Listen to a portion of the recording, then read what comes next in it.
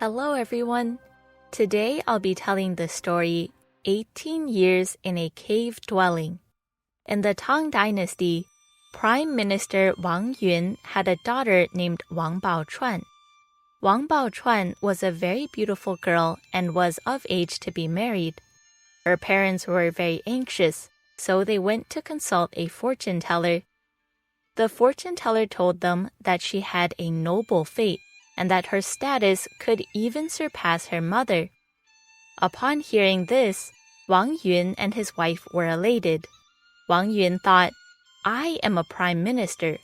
In order for my daughter to surpass the status of her mother, then my daughter would have to become either a concubine or queen. So, from then on, the parents had great expectations for her marriage. Not long after, Wang Yun decided to let his daughter select her bridegroom by the ceremonial tossing of the embroidery ball. In ancient China, all the girls from rich families used this way to find their future husbands. The girls would stand in an attic of a mansion and throw an embroidered ball at the person she liked. Because Wang Baochuan was well known for her beauty in the local area, the news of her ceremonial tossing was soon spread all throughout town. On the day of the ceremonial tossing, many princes, nobles, and young men from rich families came and got together in front of the mansion. They all wanted to witness the young lady's beauty and try their luck at being hit by the ball.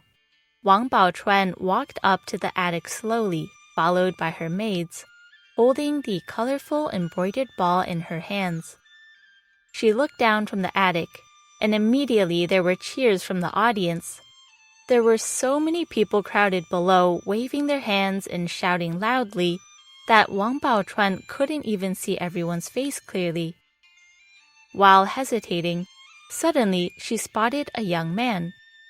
This person was burly with an extraordinary appearance. Without hesitation, Wang Baochuan threw the ball at him, and the lucky young man caught it just in time. Instantly, everyone exclaimed loudly, but Wang Baochuan's father was furious, because this man was just a commoner, not a nobleman at all. The man's name was Xue Gui. The ceremony of selecting the bridegroom was over, and Wang Yun, as the prime minister, couldn't revoke the marriage arrangement. But wrought with anger and anxiety, he thought, how could I, the prime minister, have my daughter marry a poor scholar? He told his daughter what he thought, but Wang Baochuan said, the ball-tossing ceremony is known all over the city today. It is God's will that the ball was cast on him. If we go back on our word, this will spread all over the world. I am afraid that others will laugh at us for disrespecting the poor and loving the rich. I am not afraid of poverty, and I am willing to marry him. Please give us your blessing. Upon hearing this, her father became even angrier. He pitied his daughter for choosing to live in poverty in lieu of a wealthy and glorious life. Thinking of this, he just could not understand nor stand for it, and drove her out of the house. After Wang Baochuan and Xue Gui got married, they made their home in a cave dwelling on the hillside outside the city. Although they lived in poverty, they were very happy and loved each other very much. Later, Wang Baochuan learned that Xue Gui was very knowledgeable and also skilled in martial arts, and had great ambitions too. So she encouraged him to go to Beijing to take the imperial exam and live up to what he had learned before.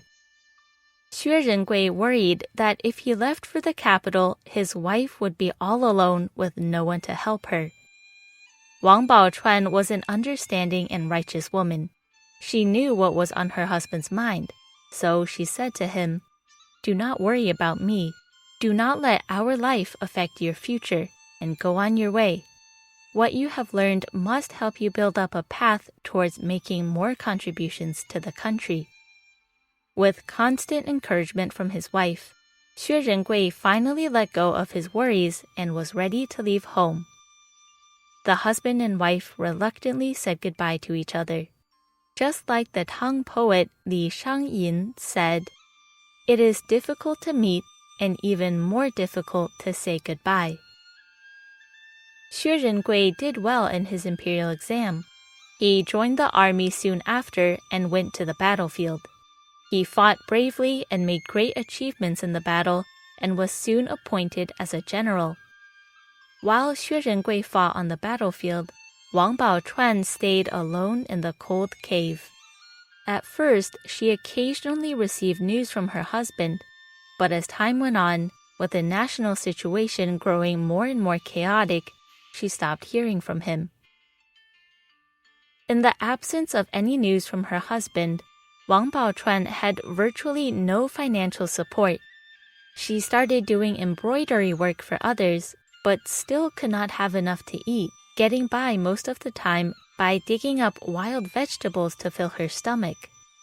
The cave dwellings were very cold in the winter. There was ice and snow everywhere, and she worked outside wearing thin clothes. With both the hunger and cold, she struggled to survive alone. But during this long wait, Wang Baochuan never once regretted or complained about her decision. She firmly believed in her heart her husband would come back one day. Not long after, things took a turn. Her parents came to visit her after hearing that she was alone. When the mother saw her precious daughter living such a poor life, suffering from hunger and cold, tears of sadness flowed down her cheeks. She persuaded her daughter to give up and go back with them.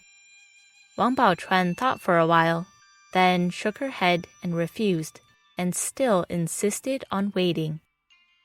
There were also young men from rich families who learned of her situation and came to ask her to be their concubine and live a wealthy life, but still she refused. In this way, she remained alone, expecting her husband year after year. Finally, on a snowy winter day, General Xue came back with great merits and glory. A poor commoner in the past had now become a great and respected general. Wang Baochuan's perseverance was finally rewarded, and she was reunited with her husband after suffering in the cold cave alone for 18 years. To this day, near the Big Wild Goose Pagoda in Xi'an, there is still a ruin called Han Yao, which means a cold cave. Han Yao Ruins Park was built in the local area to commemorate this love story. This story has been passed down from generation to generation among Chinese people. Wang Baochuan's noble morality exemplifies the traditional Chinese woman's excellent virtue and devotion. But what exactly supported her through these long 18 years? First of all, we see that Wang Baochuan calmly accepted the arrangement of fate, which is what Taoism calls following the course of nature. Regardless of his social status, at the time the ball was thrown to Xue Rengui, she frankly accepted him. From a wealthy and luxurious life to the life of living in a cold cave eating wild vegetables, she suffered through it all without any regret or complaints. She looked forward to the return of her husband for 18 years, day after day. Maybe that is the reason this touching and precious story has been passed down through the ages. Thank you for listening to today's story. Be sure to like and follow for more stories next time.